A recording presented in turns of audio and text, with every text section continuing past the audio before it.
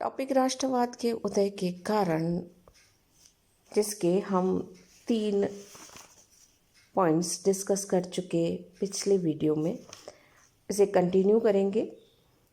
चौथा पॉइंट है पाश्चात्य प्रभाव।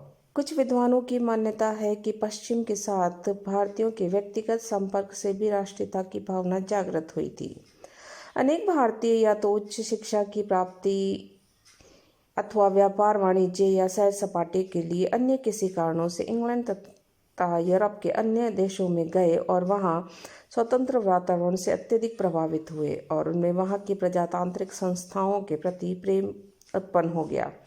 जब वे पुनः भारत आए तो उन्होंने यूरोपीय देशों की स्थिति से अपने देश की स्थिति की तुलना की और उनके मन में तीव्र असंतोष हुआ और इस असंतोष ने भारतीय राष्ट्रीय भावनाओं को बल प्रदान किया और राष्ट्रीय आंदोलन की पृष्ठभूमि का निर्माण होने लगा।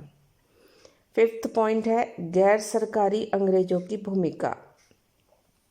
श्री अयोध्या सिंह का मत है कि 1857 ईस्वी के पहले भारतवासियों के अंदर राष्ट्रीय भावना पैदा करने का बहुत बड़ा श्रेय गैर सरकारी अंग्रेजों को है।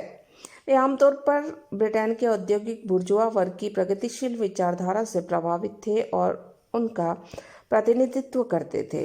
ये लोग भारत में वकील, शिक्षक, पत्रकार आदि बनकर आए थे और कंपनी सरकार के अधिकारी इन्हें तिरस्कारवश इंटरलोफर, अनधिकार प्रवेशकारी कहते थे।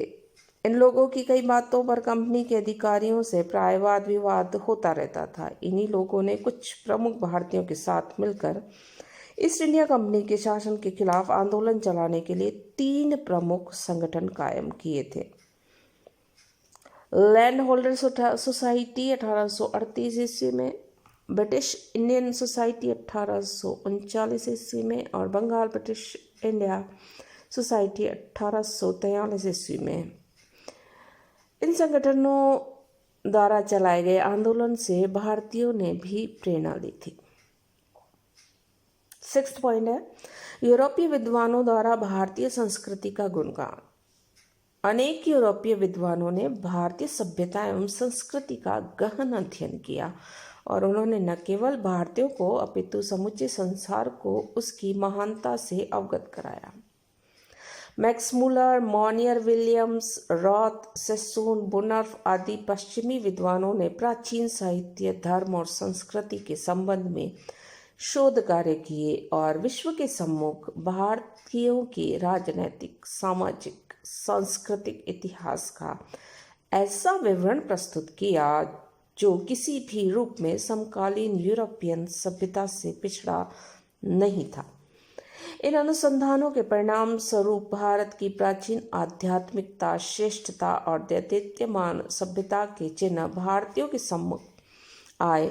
जब यूरोपीय विद्वानों ने हमारी सभ्यता एवं संस्कृति की प्रशंसा की तो भारतीयों और अधिक जागरूक हो उठे और उनका आत्मविश्वास तथा आत्माभिमान बढ़ा।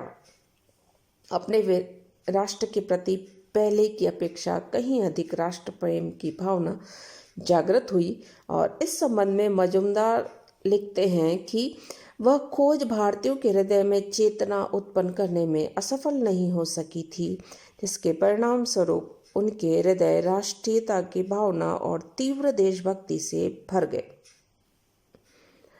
ऐतिहासिक अनुसंधान के क्षेत्र में रना डे, हरप्रसाद भंडारकर और राजेंद्र लाल मित्र आदि के भारतीयों ने भी महत्वपूर्ण योगदान दिया था। 7th पॉइंट है प्रजातीय विभेद की नीति।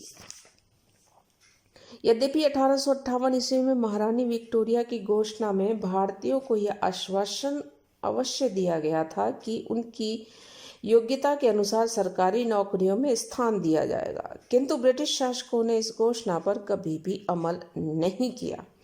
वस्तुतः विप्लव के बाद तो अंग्रेजों की भारतीयों के साथ पिछली सहानुभूति भी घृणा में बदल गई। प्रशासकीय क्षेत्र में भारतीयों को उच्च पद से वंचित करना, उन्हें अयोग्य घोषित करना और उनके प्रति रंगभेद की नीति पर अधिक बल दिया जाने लगा। 1869 ईस्वी में सुरेंद्रनाथ बैनर्जी ने इंडियन सिविल सर्विस की परीक्षा उत्तीर्ण की, परंतु किसी तकनीकी भूल के आधार पर उन्हें तत्काल नौकरी से हटा दिया गया, जबकि इससे भी गंभीर भूल करने वाले अंग्रेज अधिकारियों के साथ किसी प्रकार की कोई कार्रवाई नहीं की गई थी।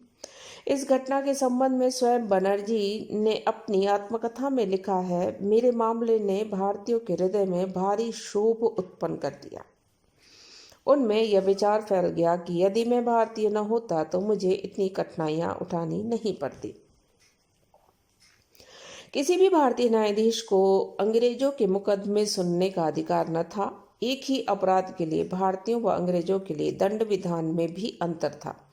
सर थियोडोर मॉरिसन के अनुसार भारत में घोर अदालती पापाचार है और यह एक निंदनीय सत्य है जिसको छुपाया नहीं जा सकता कि अंग्रेज भारतीयों की हत्या बारंबार करते हैं।